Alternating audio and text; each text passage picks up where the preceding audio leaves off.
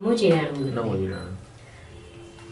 Changing role of women in this high-tech modern world. The advent of technology has significantly reshaped social dynamics, particularly concerning women's role. While progress has been made, but many questions remain. How can women effectively balance demanding career in high-tech fields with the responsibilities of family life? And what support systems are necessary to facilitate this balance? Your question is very big and it covers a lot of area and dimensions of women's life. I think you should have made into different questions rather than in only one question. All the same. Now I will reply you first point. Your perspective of woman in today's modern world. I will tell you, if you know and understand what is law of nature, then as per law of nature, woman has not changed. She is same. Only thing, if you go back in our history, say 200 years back, role of woman. Woman is a woman, and the role which she had adopted to support her family. It is same today also. Our 100 years back women were working whole day, 10 24 hours. Today also woman is working whole day and 24 hours. So working woman and family woman, this discrimination itself are totally wrong. That mindset itself is wrong. That shows the home woman does not work. In fact, it is other way around. Woman sitting at home, who is at home, not sitting at home, who is at home, is working round the clock, except sleep hours. She is never stagnant. Rest, if you take out rest hours from woman's life, who is at home, doing different roles for house, she is working almost 18 hours. Just imagine the 18 hours of work. You show me, men, the men who are working 18 hours, they are also excelling. Women working at home 18 hours, they are also excelling. Because today also, whole world, it is not about India, but whole world, situation is same. So women is continuously working, and nature of woman is that she cannot sit idle. Any woman does not sit idle, and she does not like to sit idle. She would be doing anything or other. Even in this modern day world, the woman who goes to work, they are always on something or other. Either at workplace they are the most honest and integrated personalities in workplace. Management believes more in integrity and honesty of women at workplace. That is not true about men, because woman by nature is integrated and honest to whatever she is in. She is honest about it. Unless and until situation forces her to be out of sync. Situation forces her to go out of way, and that's why she deviates. So your question itself is not wrong, I can say, because everyone is asking same thing. But the dimension, what I am telling you, is reality of life, which no one has put their mind on. Mind on this. And that's why there is whole confusion. It's totally whole confusion. Today also, yesterday also, day before yesterday, 100 years back, 200 years back, woman has been always proactive. You go to any house, whether working woman house or house who is housewife Wife. or housemaker in new terms. Women is always dominating. Why? Am I right? Yeah. Woman is dominating. Dominating in the with control. Everybody listens to woman in house, at least in India. Yeah. Even outside. I have gone all over world and I have seen the scenario is not different. Okay. Scenario is same. See, man has its own limitation, man has its own strong points, strength, and man has its own weakness. Women has its own strength, women has its weakness. If you evaluate both weakness of man and weakness of women, strength of man and strength of women, women has a holding power given by law of nature. Okay. She can hold number of people much better than what man can do. She has organizing skill. Organizing skill, and she has element of softness, element of giving space to others, Yeah. element of listening to others, element of responding emotionally to others. These are missing in men. Man. All men. All men are not like that. But in general, if you see, it is missing. Yeah. And that's why there is confusion about role of women in today's perspective. Today's perspective is no different than what it was 100 years back or 1000 years back. Adaptability of women is fantastic.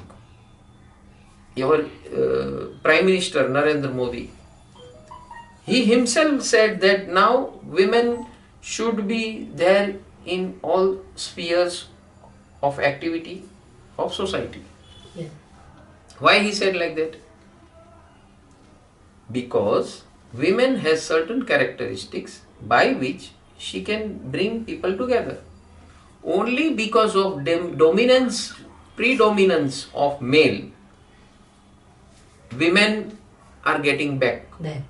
And men feel insecure in presence of woman. And that's why he tries to dominate. And this is the problem of society. Mentality, you can say. Yeah. So, man does not always prefer to women take a center stage or limelight.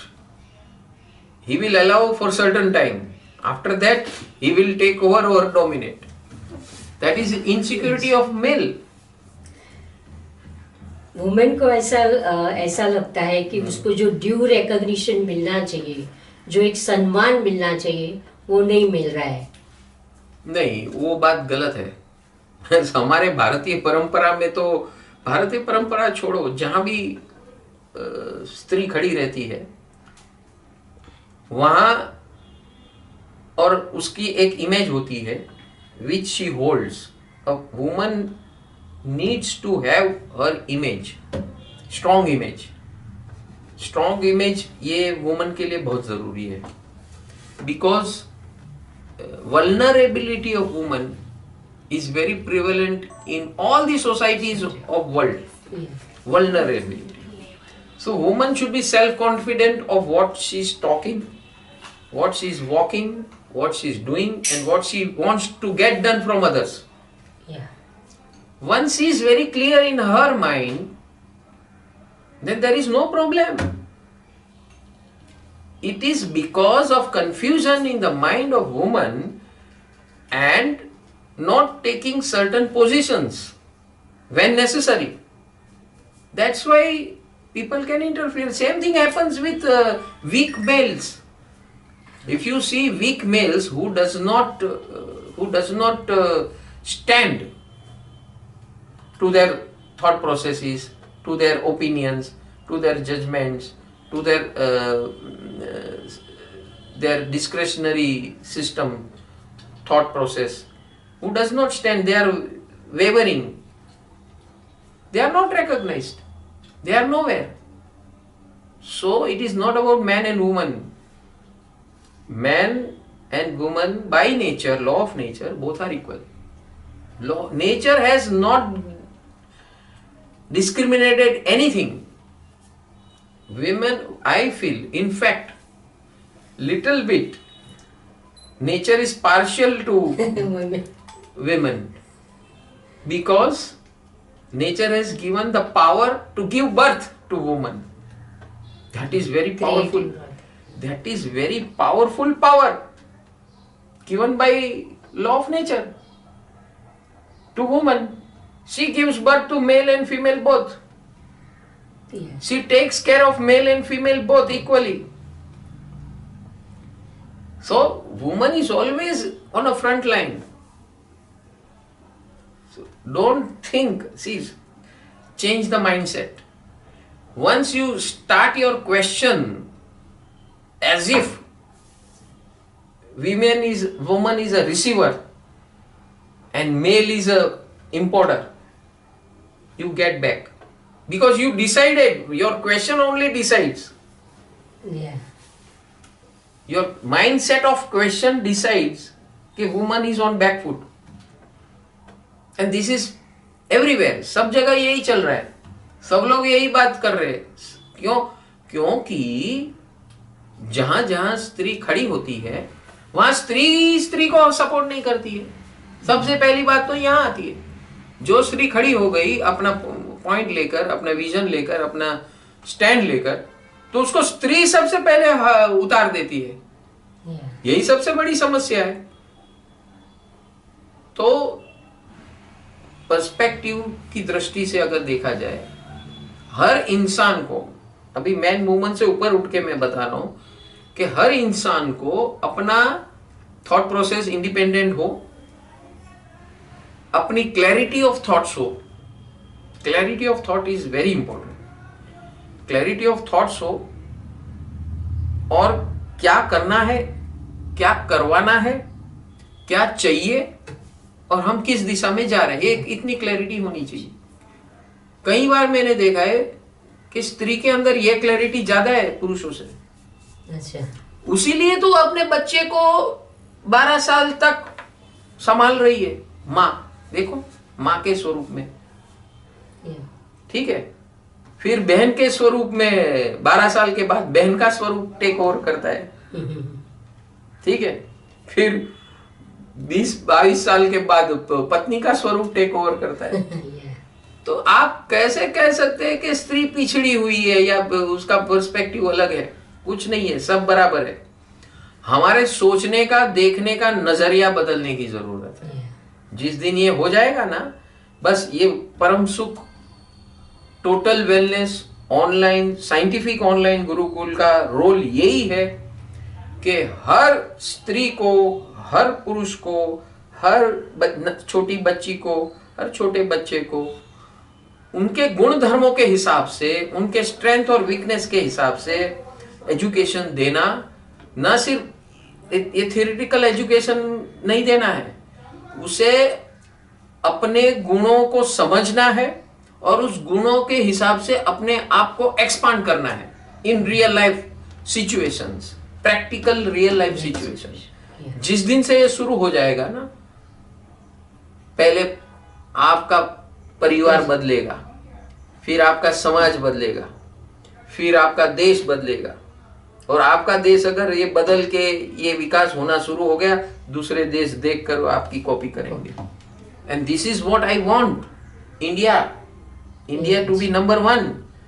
हमने मोदी साहब को यही लिख के भेजा है कि अगर हम गुरुकुल की पुनः स्थापना वैज्ञानिक स्वरूप से करें और पूरे समाज को मां के कोख से लेकर, जन्म से लेकर मृत्यु शैया तक पूरे प्रोग्राम्स तैयार करके लोगों के अंदर जागृति लाए, अवेयरनेस लाए, अलर्टनेस लाए और उस प्रकार जीवन जीने की, उस प्रकार दृष्टि बनाने की ट्रेनिंग दे और वो उस प्रकार देखना शुरू करेंगे तो ये सारी आपकी जो बातें हैं ना, आज वुमेन्स पावर और वुमेन की राइट्स, ऐसी इक्वालिटी की जो बात चल रही है, जो स्त्री वुमेन राइट्स की बात कर रही है, जो वुमेन इक्वालिटी की बात कर रही है, वुमेन पावर की बात कर रही है, वो इनडायरेक्टली ये कह रही है कि आई एम नॉट इक्वल, मेरी राइट्स कम है, मेरे पावर कम है।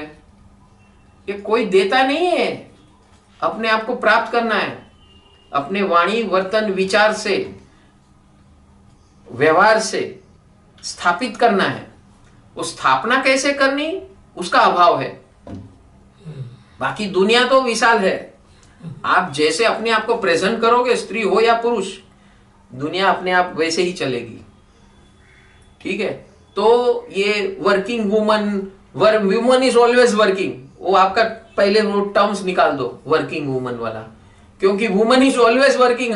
आप ये बोलते हैं कि पैसे कमाने के लिए जो बाहर जाती है वो वर्किंग वुमन है, तो घर में बैठी हुई क्या नॉन वर्किंग वुमन है? She is working more, but she does not bring revenue in cash form. So ये माइंडसेट जो है ना, वो ही बदलना है, क्योंकि woman at home is very much essential for the stability of family. हमारी भारतीय परंपरा में स्त्री के अंदर गुण देखकर उसे एक रोल दिया गया था और उसी प्रकार हेल्दी रोल है था, तो बैलेंस अपने आप आ जाता है। स्त्री को अपने गुण धर्मों को, अपनी स्ट्रेंथ को समझाकर उसे विकसित करने की जगह दी जाए, स्पेस दी जाए, रिकॉग्निशन दिया जाए। रिकॉग्निशन कैसे आता है? मांगने से नहीं आता है। विमेन राइट्स, विमेन पावर और क्या इक्वालिटी, ये मांगने से कुछ नहीं आने वाला है, आपके एक्शन से आने वाला है, आपके थॉट प्रोसेस से आने वाला है, आपकी थॉट्स की क्लैरिटी से आने वाला है। ये पुरुष हो या स्त्री हो, दोनों को सेम चाहिए। तो आपका जो सवाल है वो दुनिया की दृष्टि से सही है, लेकिन जो स्त्री मैं जैसा बोलता हूं उस प्रकार जो भी चलती है, देख लो चारों ओर, जो अपने आप को इंसान समझकर, अपने गुण धर्मों को समझकर, अपनी टैलेंट्स को समझकर, अपनी स्किल्स को समझकर जो स्त्री चल रही है आज भी, वो हर जगह लीडिंग है, पुरुष पीछे है उससे, and she is more excellent than others. Corporate level पे आप देखिए, अभी इसरो में आपको बता दूं, ISRO is the research centre. हाँ, चंद्रयान किसने भेजा था? लेडीज की टीम थी पूरी। समझ में आ रहा है? जब चंद्रयान फेल हुआ तो ladies team was created, ladies scientist who were at the back stage. So जब मोदी जी गए इसरो में तो उनका ये एडवाइस था to the HOD, you bring out the women's team, give them an opportunity. और जो वुमन का डेडिकेशन है वो वहां दिख गया।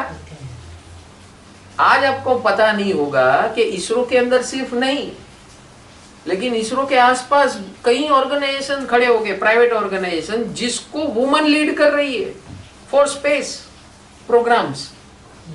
दे are privately launching satellites for outside India people. Yes, you are not aware. ये किसने किया? स्त्री ने किया। तो आपको स्त्री का पावर क्या है, शक्ति क्या है, उसे पहचान कर उसको जगह देनी है। पुरुष का शक्ति क्या है, पुरुष का पावर क्या है, उसे देखकर उसको जगह देनी है। ये जो channelising of inner energies of woman and man, ये प्रॉपर तरीके से हो नहीं रहा है, हुआ नहीं है। भेड़ बकरे का एजुकेशन पैटर्न है मैकॉली सिस्टम का, जिसके कारण ये सारा गड़बड़ाहट है।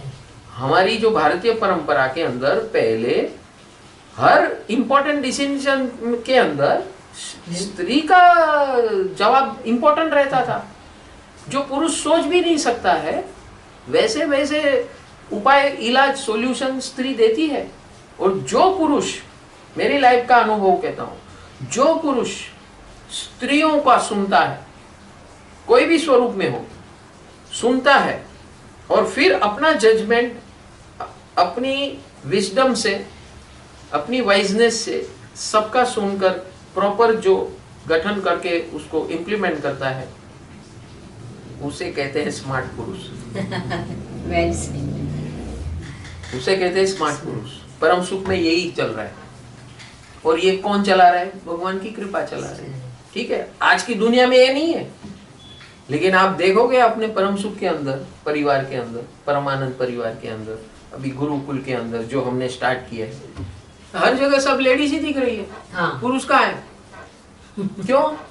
क्योंकि वो जो स्त्री का जो है ना, लगे रहो मुन्ना भाई एटीट्यूड, यस, फैंटास्टिक होता है। And internally they enjoy, and whoever enjoys that goes ahead. वो आगे पीछे नहीं देखता है, इधर उधर नहीं देखता है। पुरुष ऐसा है, थोड़े टाइम करेगा, फिर इधर देखेगा, उधर देखेगा, उधर देखेगा, उधर देखेगा। स्त्री के अंदर ऐसा नहीं है।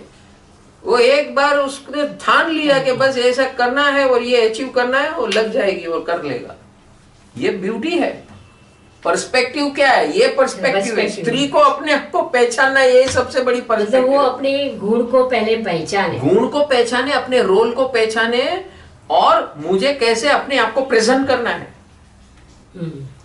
वो स्वयं को करना है। लेकिन उसके लिए एक एजुकेशन की पैटर्न ऐसी चाहिए जो उसे जगह दे। ऐसा जगह के लिए, इसी के लिए हम गुरुकुल स्थापित कर रहे हैं।